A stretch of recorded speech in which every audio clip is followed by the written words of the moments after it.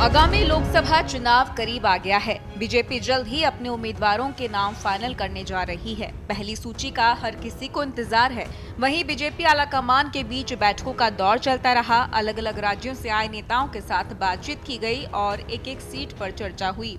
इससे पहले प्रधानमंत्री आवास पर 2 घंटे बैठक चली। ये बैठक शाम 7 बजे के बाद शुरू हुई थी। उसके बाद बीजेपी मुख्यालय में केंद्रीय चुनाव समिति की बैठक में 4 घंटे तक मैराथन मंथन किया गया।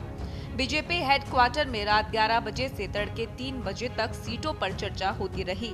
इन दोनों बैठकों में पहली लिस्ट को अंतिम रूप देने के लिए विचार विमर्श किया गया। खास बात यह है कि खुद प्रधानमंत्री नरेंद्र मोदी अपने हाथों में कमान संभाले हैं। उन्होंने गुरुवार शाम 7 बजे के साथ प्रधानमंत्री आवास पर बीजेपी अध्यक्ष जेपी नड्डा और गृह मंत्री अमित शाह के साथ लंबी बैठक की। उसके बाद वे बीजेपी मुख्यालय पहुंचे। यहां रक्षा मंत्री राजनाथ सिंह, भूपेंद्र यादव समेत राज्यों से आए नेता मौजूद रहे।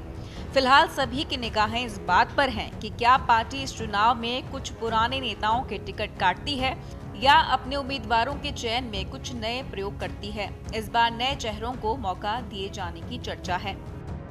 सूत्रों का कहना है कि 2 से 3 दिन में पहली सूची आने की उम्मीद है, जबकि 10 मार्च से पहले 250 नामों की घोषणा की जा सकती है।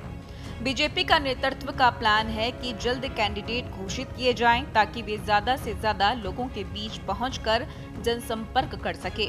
आगामी लोकसभा चुनाव अप्रैल-मई में होने की संभावना है। सूत्रों के मुताबिक लोकसभा चुनाव की घोषणा से पहले बीजेपी उत्तर प्रदेश समेत अन्य राज्यों की कमजोर सीटों पर अपने उम्मीदवारों की घोषणा करना चाहती है। सूत्रों का कहना है कि 2019 के चुनाव में बीजेपी को जिन सीटों में हार मिली थी, वहां पर लंबे समय से संगठन को मजबूत करने की दिशा में काम किया जा रहा है। केंद्रीय मंत्रियों की टीमें भी ग्राउंड में उतारी गई थी। पार्टी को लगता है इन सीटों पर जीत की संभावना बढ़ गई है।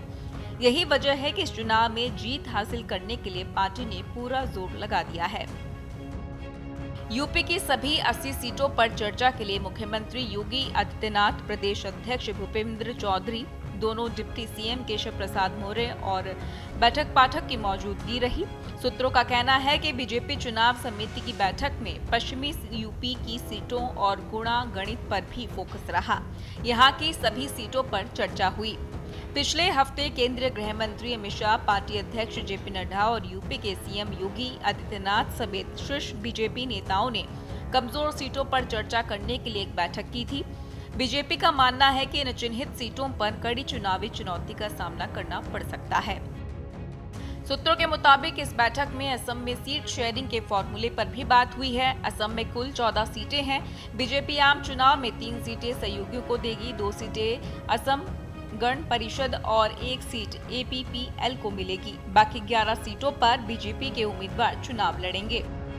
इसी तरह महाराष्ट्र से डिप्टी सीएम देवेंद्र फडणवीस, असम से केंद्रीय मंत्री सर्बानंद सोनोवाल, गुजरात से मुख्यमंत्री भूपेंद्र पटेल, मध्य प्रदेश से मुख्यमंत्री मोहन यादव, छत्तीसगढ़ से मुख्यमंत्री विष्णुदेव साय, उत्तराखंड से मुख्यमंत्री पुष्कर सिंह धामी, गोवा से मुख्यमंत्री प्रमोद सावंत के अलावा जम्मू, झारखंड समेत अन्य राज्यों के प्रमुख नेता भी उपस्थित रहे।